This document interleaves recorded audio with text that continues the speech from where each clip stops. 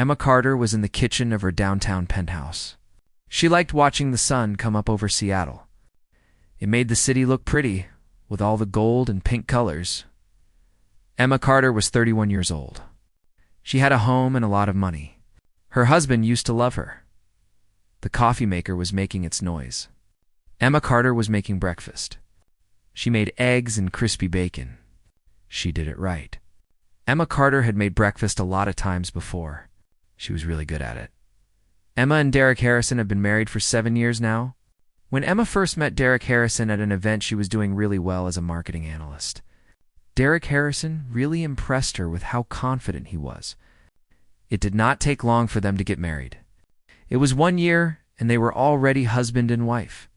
Then 2 years later, Derek Harrison asked Emma to leave her job so she could help him with his career at Meridian Financial Group.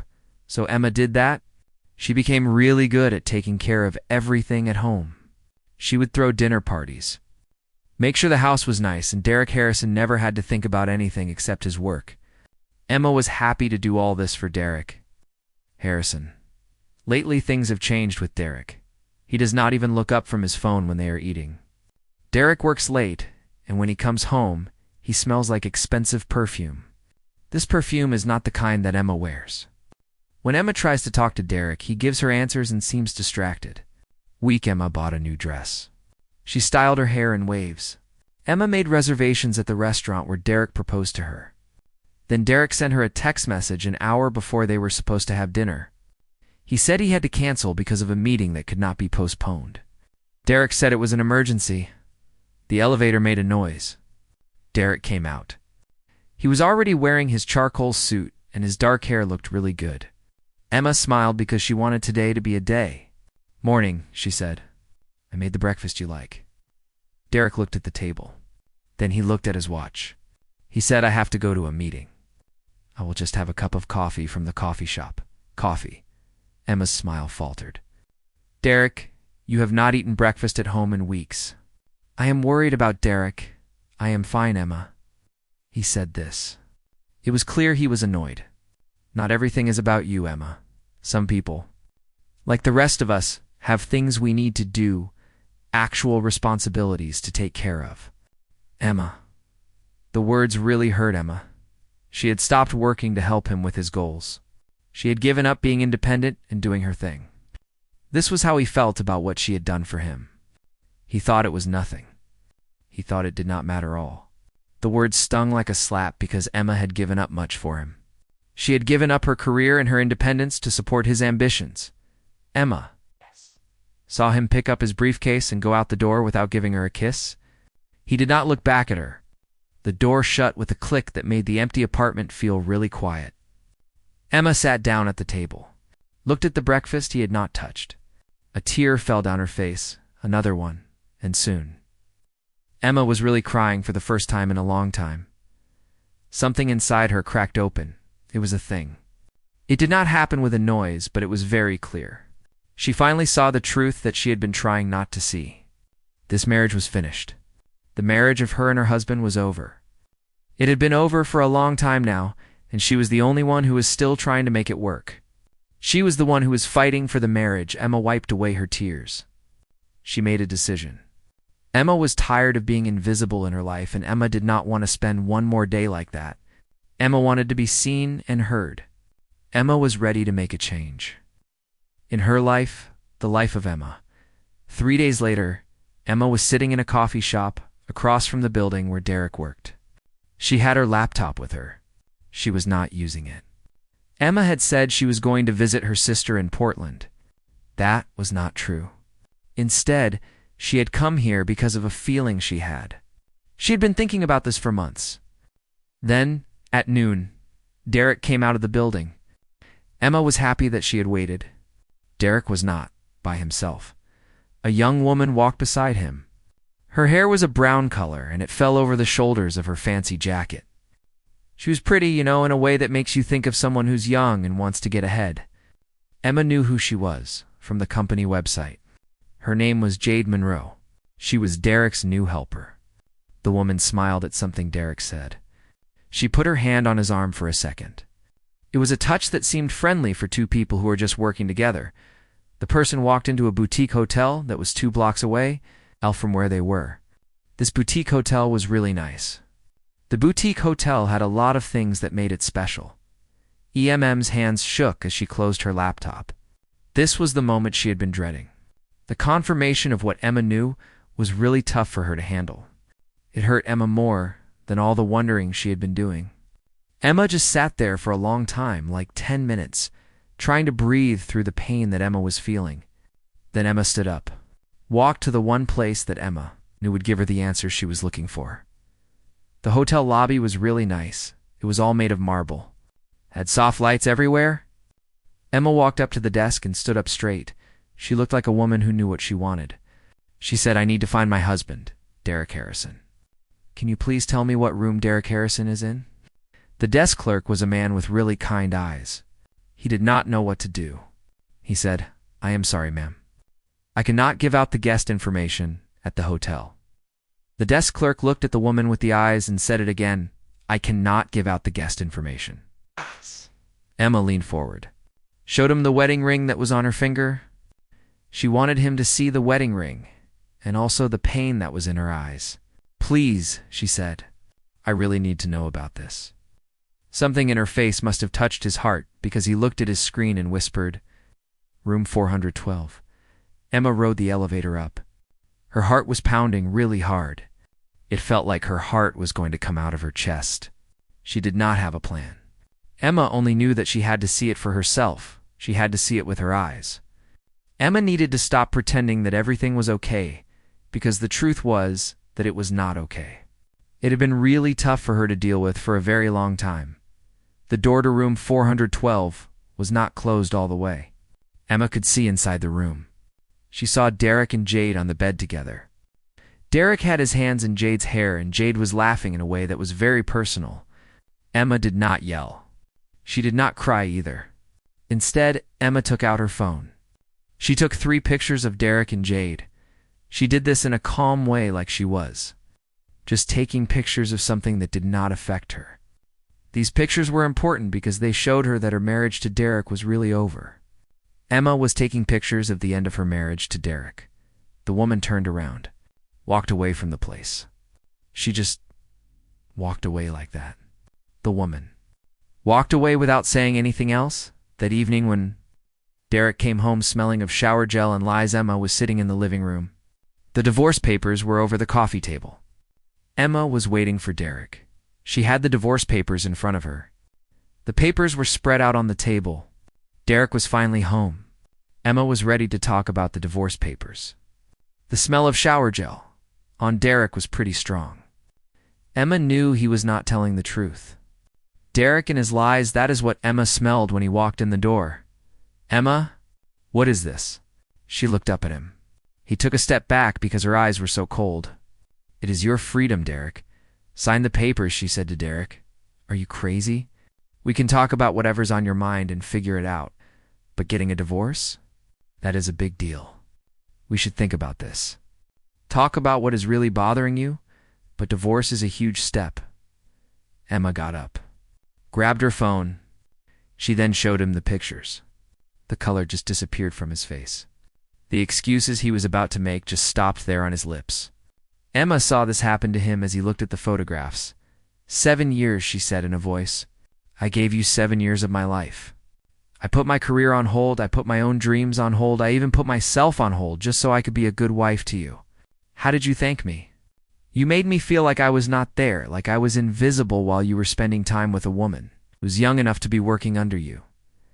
Emma, I really need to explain something to you. Let me tell you what is going on with the situation. I want to make sure Emma understands what happened. I do not want to talk about this. I want you to leave this apartment by the end of the week. The lawyer I hired will talk to you about the money you will get. Do not try to call me or talk to me." She walked to the bedroom, locked the door behind her. Derek was left standing in the mess of the life that Derek had ruined. The life that Derek had destroyed was now in pieces around him. The morning, Emma did something she had not done in a long time. She worked on her resume, fixed her hair, and put on her clothes. Then she went to a job interview at Sterling Global Enterprises. This is a company that deals with money and investments in the Pacific Northwest. They were looking for a marketing strategist. This is the kind of job that Emma would have had if she had kept working in her field. She had given that up a time ago, but now she was trying to get back into it. Emma was going to try to get the job at Sterling Global Enterprises. The interview went well. She was happy to find out that the skills she learned a time ago were still good. The time she spent as a wife was helpful too. It taught her how executives think, which is something that not a lot of people know about. The company called her back by the end of the week. They gave her a job offer. Told her when she could start working at the new job. Emma walked into the office building at Sterling Global on her day. She stood up straight, held her head high. Emma was tired of being an afterthought to someone. This was Emma's chance, at Sterling Global, and she was going to make the most of it. Emma was ready to take control of her life at Sterling Global. The woman had no idea that the kind billionaire CEO, who had personally given the okay for her to be hired, had seen something in her during the interview. He noticed that she was very strong and able to handle situations. This was very clear to him. The billionaire CEO, Julian Sterling, would soon show her that he was a different person from Derek Harrison. Julian Sterling was a man who really saw her and thought she was important. He would do everything to keep her safe. Julian Sterling would be the kind of person who would stand up for her. But first, Emma had to remember how to fight for herself. Emma's first month at Sterling Global Enterprises changed her life in ways. The job was really tough. She had to think very hard and be very creative. She did great under all the pressure. She stayed at the office late to make sure her work was perfect. She also volunteered to work on projects that everyone would see. She quickly got respect from the people she worked with. For the time in a long time, Emma felt like she was being herself. She was not just Derek's wife or someone who followed others around. She was Emma Carter, a good worker who was worth something and had a reason for being there. Emma Carter was a professional with a lot to offer. Julian Sterling saw her away, but he did not go over to her. He was 42 years old. He had made a lot of money on his own. Julian Sterling had started Sterling Global with a little money, and now it was a really big company. His hair was dark. It was getting gray on the sides, and his green eyes looked like they had seen a lot. Julian Sterling had been through some times. His wife had died in a car crash 3 years ago. Now, he had to take care of their daughter by himself. Julian Sterling was also in charge of a company, which was a lot of work. He was really into his work just like Emma was really into her marriage, even though it was not going well. He saw that she was doing the thing he was doing, which is trying to survive by focusing on something else. The work was like a place for him to hide, and her marriage was like that, for her something to distract herself from things. He recognized this because he was doing the thing with his work, trying to escape from his own problems. The marriage was failing for Emma. He knew that she was using it to deal with her own issues. Just like he was using his work to deal with his, Emma was by herself in the conference room on a Thursday evening. The room was filled with marketing stuff for a client pitch. Then Julian walked in. Emma was getting everything for the pitch. She had a lot of papers, notes all around her. Julian coming into the room was a surprise for Emma. The client pitch was really important for Emma and her team. Emma and Julian were going to talk about the marketing materials for the client pitch. He spoke to Miss Carter in a nice voice. It was a voice. He did not sound like he was talking down to her. This was nice because Miss Carter was an employee and he was the CEO. Emma looked up, startled. She had seen Julian Sterling from away, like in company meetings, and when she was walking down the hallways, but never really close. Ow. To him, Mr. Sterling. Yes, the Henderson pitch is tomorrow. I want the Henderson pitch to be just perfect. He said, may I? Then he pointed to all the things that were laid out on the table. Of course. Julian looked at her work for a long time. He had a really thoughtful face. Then he looked up at her. You could tell he really liked what he saw. He said, this is really good. Just the part where you looked at the market is better than what our old team did. Where did you learn to do this kind of thing? Emma felt her face get really hot. I went to Boston University to learn about marketing. I did that kind of work for 4 years before I stopped for a bit. Now I am trying to get into marketing again. Time, Julian said again, and the way he said it made it seem like he knew there was more to it. We are lucky to have you back at Sterling Global. I am looking forward to seeing you present this tomorrow. He turned to leave, then stopped at the door. Emma, do not stay late. You need to get some rest because excellent work also requires rest. Emma felt something in her chest when he said her name. It sounded like he really cared about her. This made Emma feel weird. She tried to forget about it. Emma did not want to have feelings for her boss, Julian Sterling. He was the kind of person who was very hard to get close to. The Henderson pitch was a success. Emma did a job with her presentation. She seemed sure of herself, and that made everyone else feel good too. By the time it was over, the clients were already talking about the contract. When the meeting was done, Julian looked at Emma from across the room, nodded his head. He was also smiling a little. Emma was really happy that Julian was pleased with her. The fact that Julian liked what she did meant a lot to Emma. Derek's life was falling apart. He was having an affair with Jade. It was not fun anymore because Emma was gone. He felt bad about what he did to Emma. Jade was not the person he thought she was. She only cared about the money Derek made and the people he knew, not about Derek himself. Derek was not doing well at work because he was thinking about what he did. He was spending a lot of time looking at Emma's media to see what she was doing now that they were divorced. Derek was really missing Emma, wishing things were different. His life with Jade was not making him happy. When he saw that Emma had joined Sterling Global Enterprises, he felt something. In his stomach, he knew what people thought of the company and the kind of people who worked there. Emma was doing well without him. That really bothered him. He just could not stand the fact that Emma was succeeding without him. Then he saw the photograph. This photograph was from an event that Sterling Global had put on. One of the people who works in marketing at Sterling Global had posted it. In the photograph, Emma was standing next to Julian Sterling. They were both dressed up nicely. Emma was wearing a green dress that made her eyes look amazing. Julian Sterling was wearing a nice tuxedo. They were not touching each other.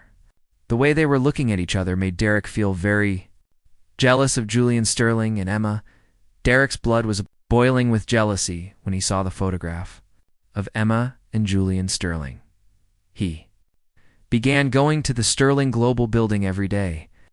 He would wait outside for Emma to leave her job.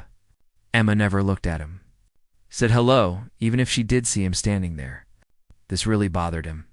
Made him feel very frustrated because Emma was treating him like he was not even there, like he was invisible. And this was happening to him every time he went to the Sterling Global building to see Emma. The fact that Emma was ignoring him at the Sterling Global building was driving him crazy with frustration at Sterling Global. Emma and Julian were getting to know each other at work. They liked the kind of books they both loved, to go hiking, and they thought the same things were funny. This made the days at the office feel shorter. Julian started coming to Emma's office a lot. He would bring her coffee, ask for her thoughts on things she was not directly working on. Emma really liked it when Julian came to her office. She would get excited and her heart would beat fast when she heard him walking towards her office. Emma and Julian were becoming friends. At Sterling Global, they really enjoyed each other's company. One evening, 6 weeks after Emma joined the company, Julian invited Emma to dinner. He wanted to talk to Emma about a plan that the company was thinking about. They went to a nice restaurant that looked out over Elliott Bay. The city lights were shining on the water. It looked like the water was covered in diamonds. Julian said this after they ordered their food. "I have to confess something," he said. "This is not about business," Julian said. Emma's heart skipped a beat. She said, "No. I catch myself thinking about you a lot." His green eyes looked into hers. "I know you are getting a divorce. I know you do not need any more problems right now. But I have to be honest with you. I think you are a great person. I like you not just because you work for me, but because of who you are as a person. I think about you and I have to say, I have a lot of respect for you, for the work you do, and for the kind of person you're out." Emma put her wine glass down. Her hand was shaking a little. "Julian, I feel the way about you. I am really scared. My marriage to my husband was an experience for me. It taught me that I can forget who I am when I am with someone. I can get so caught up in their life that I lose myself. I do not want that to happen again with you, Julian. I do not want to wake up one day and not know who Emma is anymore. Then we will not let that happen. Julian reached across the table. His hand covered Emma's hand. Emma, I am not asking you to give up anything. I am asking if I can be part of Emma's life while Emma continues to build the future Emma deserves. There are no expectations and no pressure. I just want honesty and respect from Emma. Tears started to well up in Emma's eyes. For 7 years, she had been feeling like she was not being seen, like she was begging just to get a little bit of attention.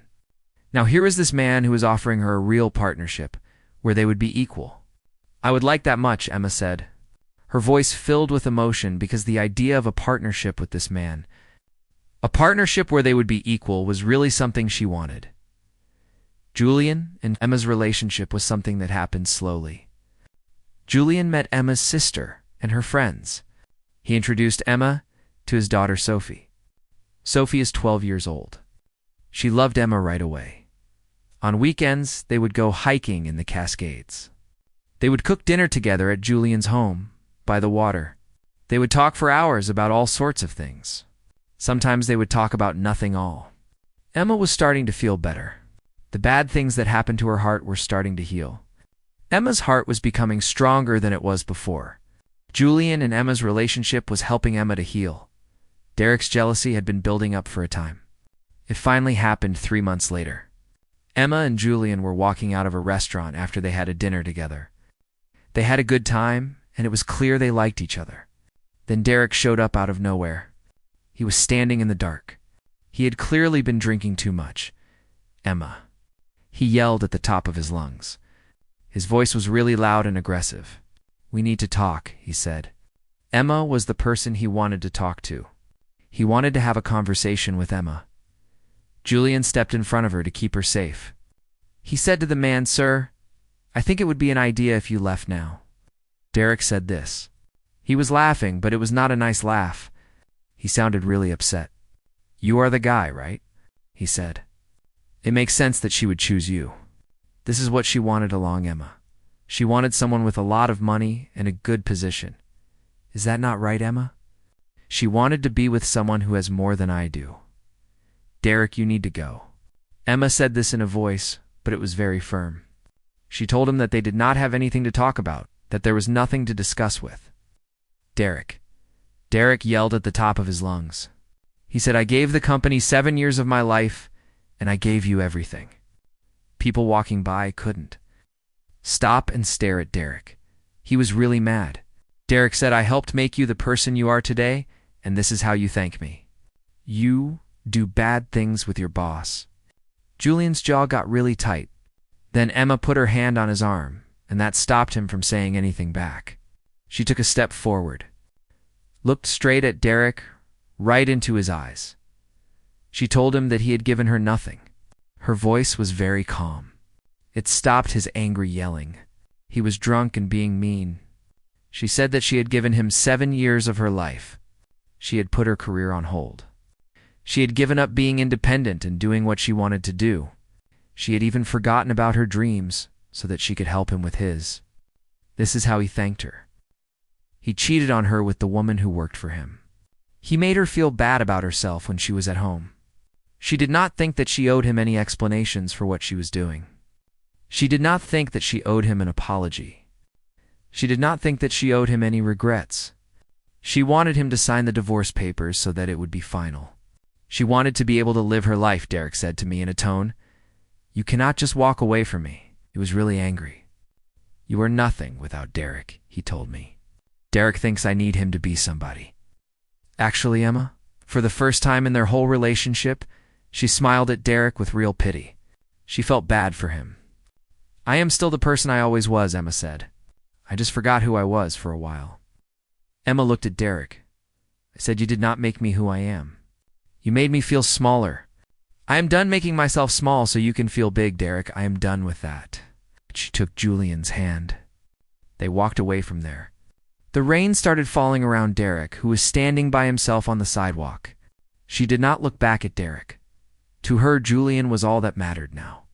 There was nothing behind her, nothing that was worth looking at, nothing that was worth thinking about, because Julian was with her. 6 months later, Emma stood in Julian's garden. She was with her friends and family. Emma was wearing a white dress. She had a bouquet of wildflowers in her hands. Emma had gotten divorced from Derek. That was all done now. After that, Emma spent her time figuring out who she was again. She was trying to feel good about herself and be confident. Then, Emma fell in love with Julian. He really loved Emma for who she was. They were equal. Emma loved Julian much. Julian put a ring on her finger. He looked at her with much feeling in his eyes. He said, "I will always be there for you, Emma Carter. I will help you do what you want to do. I will be happy when you do something. When things get tough, I will stand with you. You are really special, Emma Carter. I will make sure you know that every day. I want you to remember that you are amazing, Emma Carter, and I will do my best to make you feel that way every day." Emma kissed him. She could taste the salt from the happy tears that were on both of their lips. Sophie was cheering from the front row. Emma's sister was dabbing at her eyes with a tissue because she was crying. Emma's sister was really happy for Emma. That is why she was crying. The sun was setting over the Pacific Northwest. It was so pretty. The sky was orange and purple. Emma thought that sometimes when something ends, something new starts. She wasted 7 years with a man who did not appreciate her. She got herself back. That is what matters. Now Emma has Julian with her. They have a lot of things they can do together. Emma is happy because she is where she is supposed to be, with the Pacific Northwest around her and Julian. Beside her, Derek tried to break her.